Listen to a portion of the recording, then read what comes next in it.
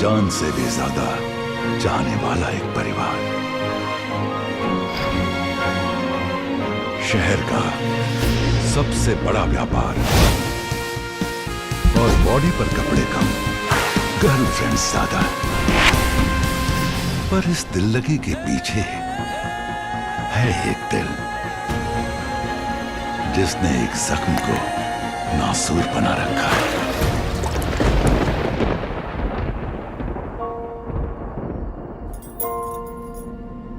और जब ऐसे दिल मोहब्बत में पड़ते हैं